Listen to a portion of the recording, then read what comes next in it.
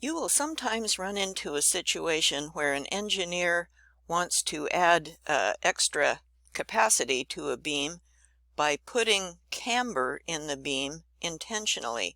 And camber is a bend in a beam.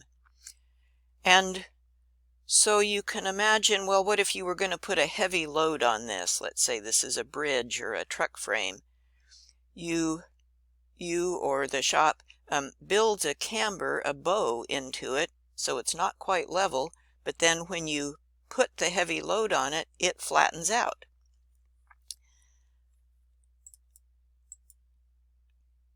This is a page from the AISC steel manual, and what they are saying here is that in addition to putting in camber intentionally, there's always a little bit of camber in a beam or a channel that you buy from the supplier.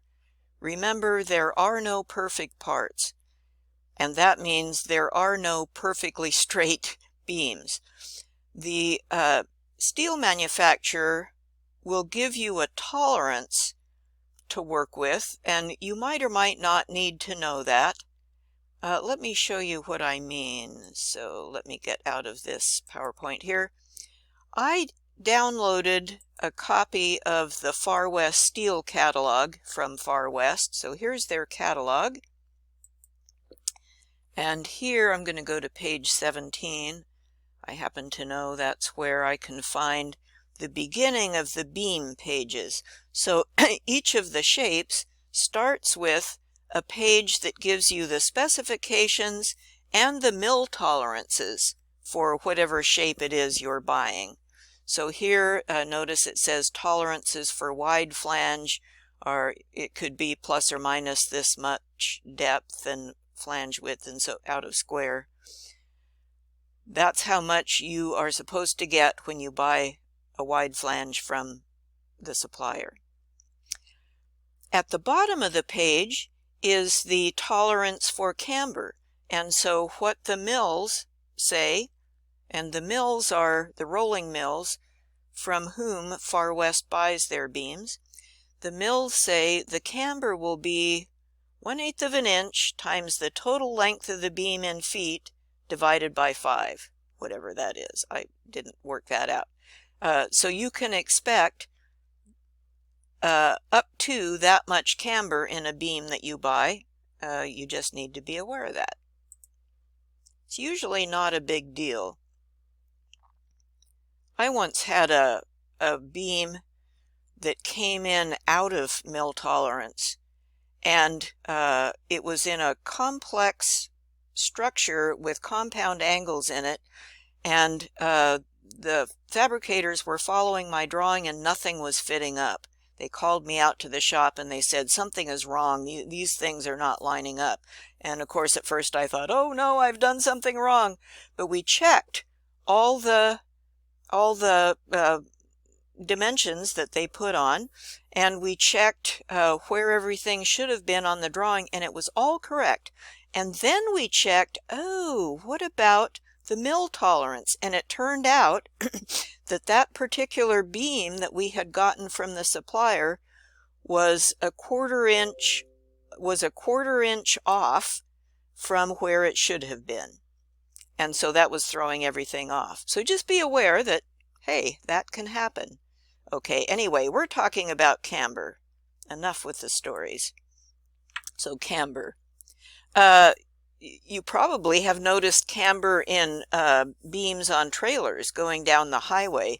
So here's a flatbed. It's real common to see camber in these things. The beams might be made out of an as-purchased thing, and then they put camber in. This company makes great big ones that are built up of pieces welded together.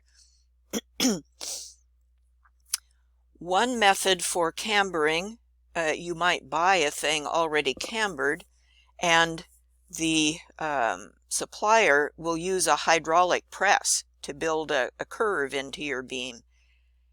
That hydraulic press will curve the beam enough that, looky here, we get past the yield point, we go into the plastic range, we get plastic deformation.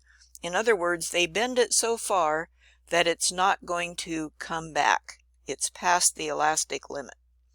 And these people are specialists who know how to figure that out just right. One can also put in a camber through heating.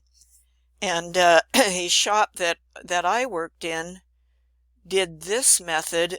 We would weld a thick piece of 1/2-inch plate over the top of a beam. We'd weld down one, not we, the fabricators would weld down one end, then they would heat the flange of the wide flange. It would expand.